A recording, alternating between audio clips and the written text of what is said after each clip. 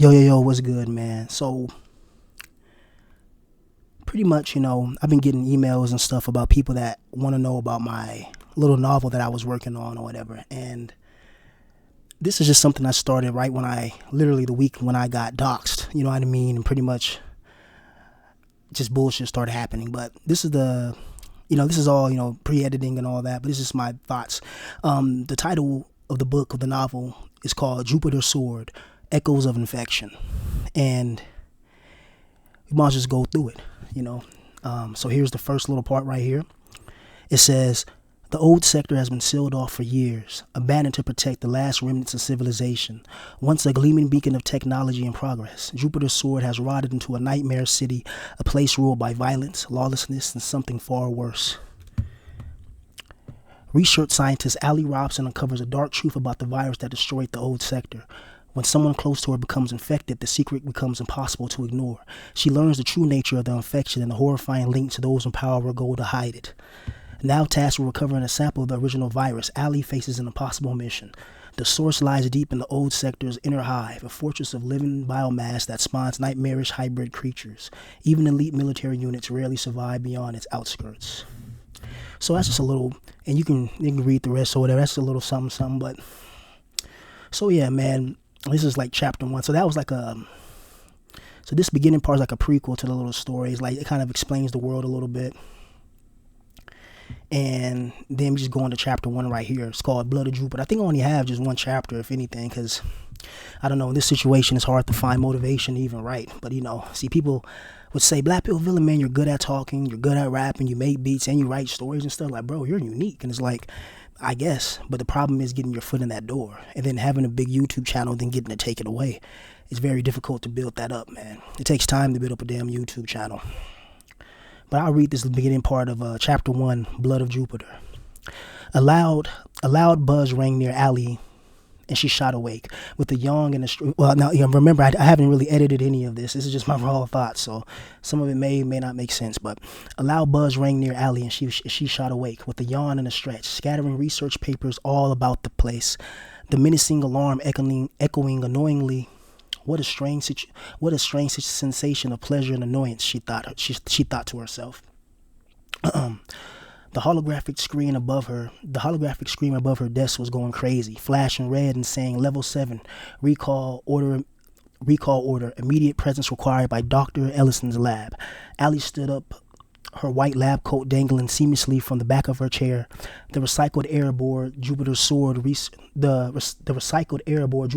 research sector always carried the smell of antiseptic and rust, but tonight it had a thicker accent, like something else was intertwined with it, almost like decaying flesh. Something wasn't right, and I felt it in my gut. So that's just a little something, beginning part, whatever. She grabbed her ID tag, clipped it to her collar, and walked into the hallway. A maintenance drone scurried by, its legs moving robotically but determined. Allie hurried down the hall and past another scientist. Allie, an innocent, friendly voice spouted, a red-haired young woman with a tight body. So that's pretty much that. But, so yeah, it's just something I just started.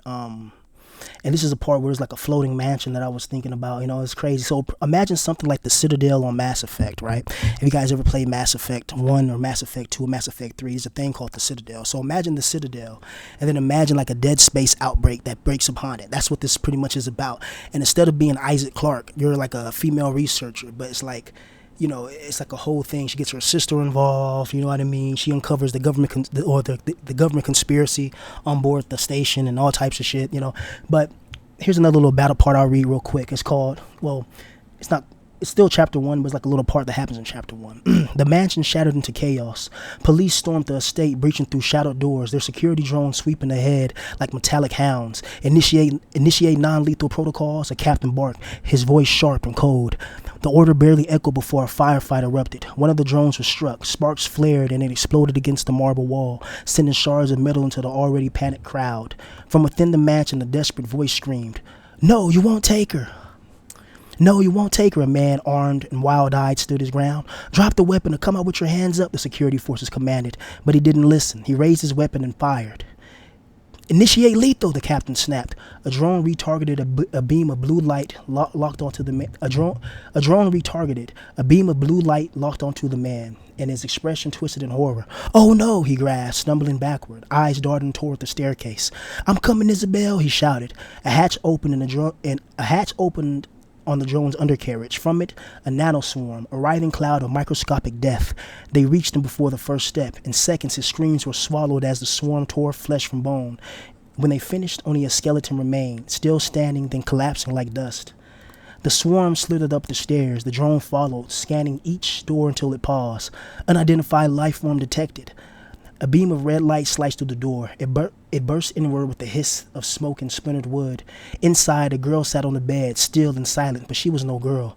Rotting flesh clung to her bones. Her eyes burned crimson. Her fingers had morphed into long, splintering claws. The drone cast a light across her face. She lunged. In one vicious motion, she tore the drone in half. Another entered, opened fire. The security team rushed in. Behind it, weapons blazing. The girl moved with a natural speed, blurring from wall to ceiling to floor, ripping through drones like paper. She couldn't be stopped, not until the swarm caught up. It engulfed her, slowing her down and eventually overwhelming her. She took many with her, but at last she fell. Assault rifles and drone fire turned the rest of her into broken pieces. And yeah, that's pretty much, this is like the beginning, and yeah, and that's when I pretty much stopped, you know what I mean?